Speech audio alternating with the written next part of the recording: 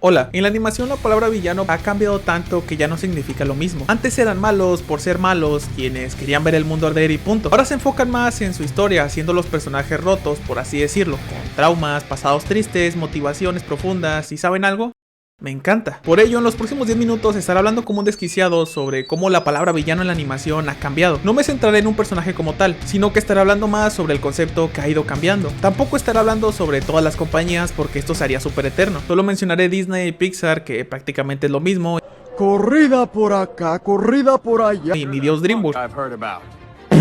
Tal vez agregue una que otra más adelante, pero ya veremos. Para saber si los villanos clásicos son mejores o si los villanos actuales / modernos nos tienen algo mejor que contar. Primero debemos partir esto en 3 pedazos. ¿Cuándo empezaron estos villanos siendo villanos? ¿Cuál es el punto de quiebre donde comenzaron a cambiarlos? ¿Y cuándo se rompió el concepto del villano tradicional? Bien, digamos que el cambio general, porque existen algunas excepciones dentro de estas fechas. Un caso claro es el corto original del Grinch del 66 con su concepto adelantado del villano incomprendido, pero digamos que si tuviese que trazar una línea general de los villanos clásicos, o dichos de una mejor manera, los villanos tradicionales, quienes dominaban antes de los 2000, como ejemplo tenemos a Disney con Scar, Úrsula, Jafar, el cazador de Tarzán, incluso hasta mucho antes con la reina malvada de Blancanieves, entre muchos otros. O también tenemos muchos personajes fuera de Disney, como Shredder de las Tortugas Ninjas, Robert de la Espada Mágica, el General Woundward de Watership Down y muchos más. Este tipo de villanos tenían sus razones para ser malos, pero no iban más allá de que el protagonista les imponía un obstáculo y debían deshacerse de él. Estos villanos querían simplemente poder, venganza o caos total, pero de ahí no pasaban, no había tanto trasfondo y esto tiene bastante sentido, pues surgen varias razones para hacerlos de esta manera. La más importante, los villanos tenían que hacer un contraste fuerte con los héroes, siendo la finalidad que era, sin haber visto toda la película o la serie, sepas quién es el bueno o el malo y a quién apoyar. La segunda más importante, siendo que obviamente la animación de antes iba mucho más dirigido hacia un público infantil, por lo que deben ser lo más claras posibles, ya que ver un personaje riéndose de manera diabólica no nos da vibras de héroe incomprendido, ¿verdad? No me malentiendan, claro que aún existen muchas películas que van dirigidas hacia los pequeños, pero tenemos aún más casas de animación que se dedican a hacer cortos, pelis o series que van dirigidas hacia un público más maduro. Pero regresando a lo anterior, no necesariamente es algo malo, puesto que la mayoría de los villanos tradicionales son icónicos por eso. Son malos, más específicamente hablando sobre sus diseños bastante llamativos que nos dan ese aire de que ellos son el problema. También muchos cuentan con unos temas muy geniales y frases bastante memorables. Sin embargo, también hay que entender que esta era la etapa de la animación donde no buscaban hacer reflexionar al espectador, sino simplemente entretenerlo. Esto va reforzado aún más ya que va dirigido especialmente para los pequeños. Claro que el público infantil no le va a importar si el villano es muy malo porque sus papás no atendieron a su propio nacimiento. Mis padres no se presentaron. Es decir, tenían moralejas y villanos más simples que las películas de animación de hoy en día, sin complicarse de tonos grises morales, solo era el héroe versus el villano en la mayoría de los casos.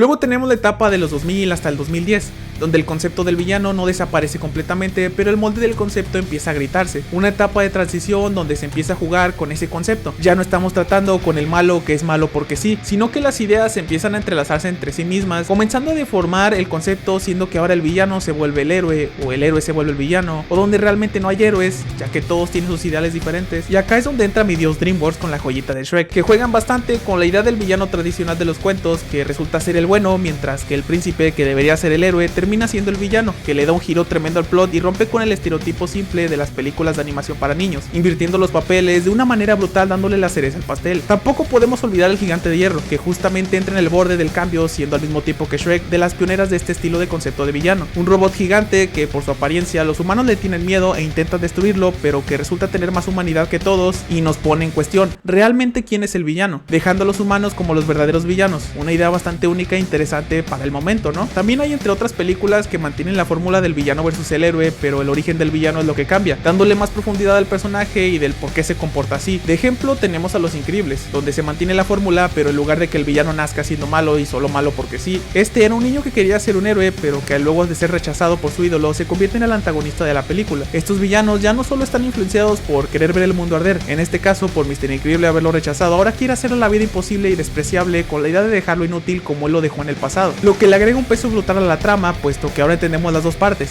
Síndrome sintiéndose rechazado y humillado por su ídolo, y Mr. Increíble simplemente queriéndolo proteger de los peligros. Aquí nos hace pensar si realmente Síndrome es un villano en todas las letras de la palabra, o simplemente la decepción que pasó con su ídolo que le causara asco por los superhéroes. En esta parte de la animación hay muchísimas películas que rompen con ese estereotipo del villano completamente. La más clara y mejor estructurada, Megamente, que dicha película, al igual que el gigante de hierro, está en el borde donde se rompe el concepto del villano. Un villano que se queda sin propósito después de ganarle al héroe, sintiendo un vacío cuando este ya no está, y es que se da cuenta de que realmente ninguno de los dos estaba bien. El héroe no quería ser héroe simplemente por parecerse a uno, y él, que toma el papel del villano, no tenía por qué ser así. Toda la película, a excepción del final, en lugar de ser héroe versus villano, se centra en los conflictos de Megamente, quien llega a la conclusión de que el villano tiene la lección de no ser malo, no solo porque le tocó vivir en condiciones malas como un villano tiene que terminar como uno, o porque el otro personaje solo por parecerse o vivir en condiciones perfectas como héroe tiene que serlo. Esta película, junto con muchas otras, fueron el punto de quiebre donde los villanos dejaron de ser los villanos tradicionales y comenzaron a ser los más humanos. A los héroes los dejaron de hacer perfectos, teniendo ideas como el villano no siempre está equivocado, el héroe también puede ser villano, o nadie es del todo bueno o malo. Fuera de Disney y DreamWorks tenemos más películas que ayudaron a esta transición como Monster House.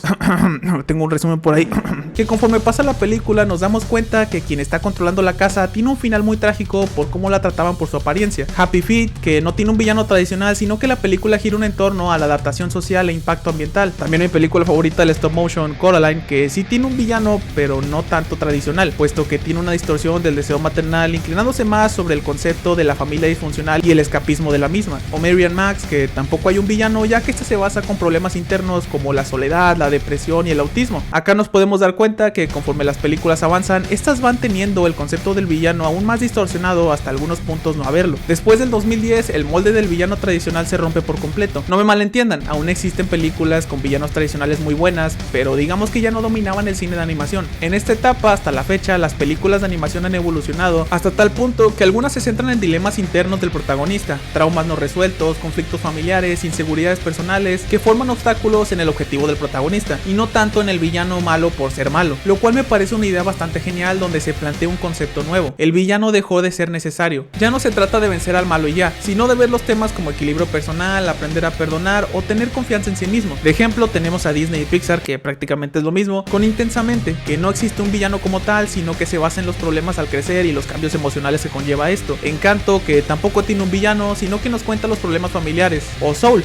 que va todavía más lejos, con un protagonista que teme a pasar de esta vida sin haber dejado huella, atrapándolo en una crisis existencial. Una idea bastante brutal para una película entre niños, entre muchas comillas. Al igual que mi tío DreamWorks, que ha hecho trabajos bastante más profundos en sus últimas películas como El gato con botas, que esta sí cuenta con villanos, pero no es el problema principal, sino que indaga más allá, hablando sobre el miedo a la muerte y la crisis existencial que viene al pensar en ella, y cómo tratar de controlar estos miedos para seguir viviendo. O también tenemos a mi papá Laika Studios, con Kubo y la búsqueda del samurái, la cual también cuenta con un villano, pero el tema no se centra en este, sino habla sobre el dolor, la memoria y el poder para sanar con las historias. La verdadera pregunta es: ¿cuál es mejor? Pues la verdad, esto depende de los gustos de cada quien, ya que cada villano tiene algo que lo hace icónico. Los tradicionales cuentan con diseños bastante geniales o frases memorables, mientras que los modernos / actuales tienen intenciones más profundas que muchas veces están justificadas, que ni siquiera se les puede tomar como villanos, e incluso muchos de ellos ni siquiera existen porque son problemas internos del protagonista. A lo largo del video podemos notar cómo la línea del concepto del villano se vuelve cada vez más borrosa, pero al mismo tiempo más interesante. Ya no se trata de villanos que son malos porque sí, en muchos casos ahora son personajes que tuvieron una vida desafortunada y que por esto mismo se comportan de cierta manera, pero que con el tiempo descubren que no importa de dónde vienes o cómo te haya tratado la vida para convertirte en alguien mejor. En otros casos el villano ni siquiera existe, el verdadero conflicto son los obstáculos que nos imponemos a nosotros mismos y el crecimiento del personaje, desde dilemas emocionales, mentales, la búsqueda del propósito, miedos a muchos conceptos como la muerte o dejar huella antes de esta, lo que abre las puertas a que más casas de animación se atrevan a tratar con temas más humanos y realistas, como estos que nos hacen sentir, pensar y reflexionar,